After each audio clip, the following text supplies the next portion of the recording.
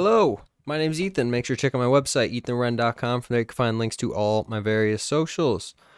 On my website, I like to make blog posts from time to time talking about investing, technology, games, fashion, clothing releases.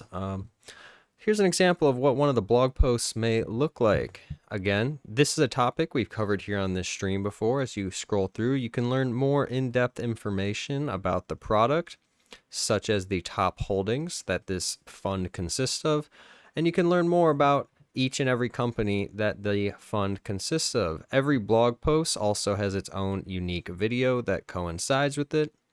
And at the very bottom, you're even able to leave comments and give me feedback, which I would highly appreciate. Let me know what you liked, let me know what you didn't like. And the bottom right-hand corner of every page on both mobile and desktop, you will be able to see a Discord button. If you click it, you're basically able to get the full functionality of the Discord without making an account, without having to sign in. At the top left, you can scroll through the various different channels. If you see something you might like, such as this week's earnings, if you click on the image, click Open Original, it'll open the full-sized image in a new tab so you can more clearly see it. Also, on my YouTube channel, there's a little playlist button. If you click it, you'll be able to see a bunch of different playlists I've formed trying to organize some of the videos we have available on my channel. So let's say you're really interested in ETFs, or you want to learn more about the technical indicators you so often hear me refer to. We have a whole playlist talking about technical analysis, commodities, Forex, international investing. These are all things you could learn more about if you're looking for information about particular products. It's a great resource that you can use. What's the next video we're going to be learning more about? How solar energy got so cheap, from Vox. Let's see what they have to say. The year is 1953. The US purchases this from Bell Labs, the first commercial silicon solar cell. But these first solar cells are not exactly efficient. If you were to put them on your roof and try to generate electricity, it would cost you about $300,000 a month. Fast forward 70 years, and that cost has come down. Way down. It's a quite interesting chart. Look at that.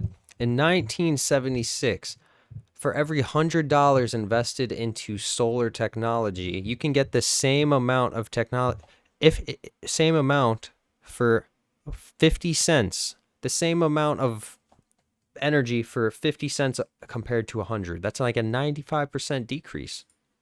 Solar energy is the cheapest it's ever been, nearly 90% cheaper than it was just in 2009. In a lot of places, it is now cheaper to generate electricity with solar than with coal, natural gas, or nuclear power. It's quite amazing, right? Especially out of certain spaces and in the political space, you always, hear solar energy is super expensive. We'll never be able to use solar energy efficiently, but we've actually entered an era where solar energy is not only attainable, but it is more lucrative than any other form of energy production right now.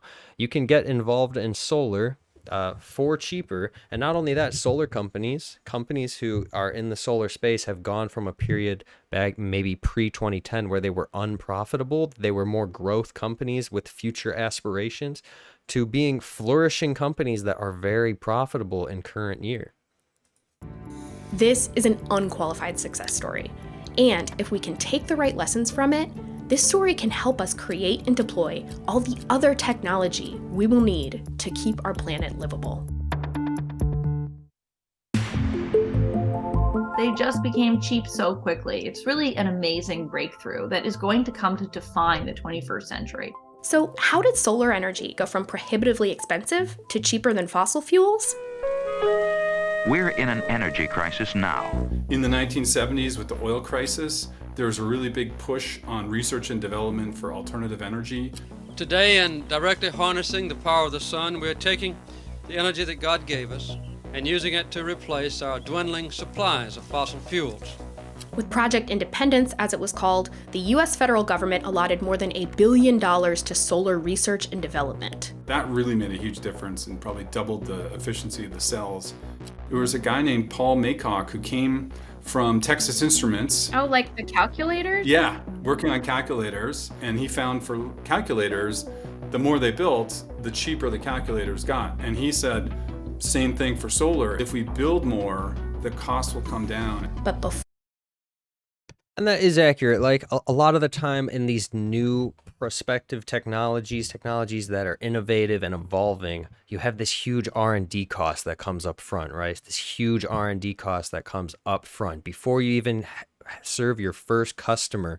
You're putting all this money in just to research, development, trying to make the cleanest product, trying to make the best product, the most lucrative product, getting the assembly lines, hiring the workers to make the product. Like all this is upfront cost that you need to get through before you can even ship your first unit. Well, once you have all the assembly lines in place, once you have all the deals for materials, everything you need, it just kind of becomes a gravy train at that point. Also, a $1 billion investment from our government. If you look at our government's yearly expenses, that's such a small investment that has really paid off tenfold in the solar space. It's probably one of the best $1 billion that the U.S. government has ever allocated. Before the US could really test Maycock's idea, President Reagan canceled Project Independence. Fortunately, 2 countries were ready to step in and put Maycock's hypothesis to the test. Like the US, Japan had been hit hard by the oil crisis in the 70s.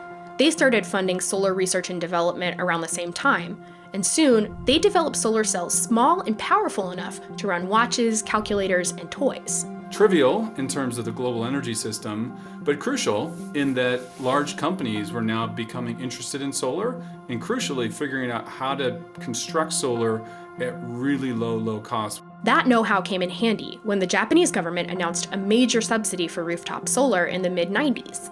But the global market for solar technology was still relatively small, until Germany stepped in and truly changed the game. The most important policy on this whole chain, if I had to pick one, it would be the German feed-in tariff. Feed-in tariffs, which was basically a program that deployed solar at scale. Here's how it worked. Starting in 2000, the German government basically said to power companies, hey, if you can start producing renewable energy, we will buy it from you. We promise, for double the market price, and we will keep paying you at that rate for the next 20 years. And so for developers of solar projects in Germany, all of a sudden, it became like a no-brainer to do this. Even though Germany is not the sunniest place in the world. Companies responded to the incentives by building solar farms like this one. In 1 year, the installations for solar went up by a factor of 4. I believe Germany to this day still is one of the largest per capita generating renewable energy sources. Germany is generating the most per capita energy via renewable energy sources. I'm pretty sure still to this day. And then it just grew. The more panels they produced, the cheaper it got to generate electricity with solar. Then, another country picked up the baton and made solar cheaper than even Maycock could have imagined. So it really starts with Deng Xiaoping in the 1980s and had this plan for 1,000 Chinese students to go abroad and come back and see what they came back with. One group of students went to the University of New South Wales in Australia, where they worked with a team that was producing some of the most efficient solar cells in the world. After a few years, one of those students went back to China and opened up the country's first commercial solar manufacturer, Suntech, in 2002.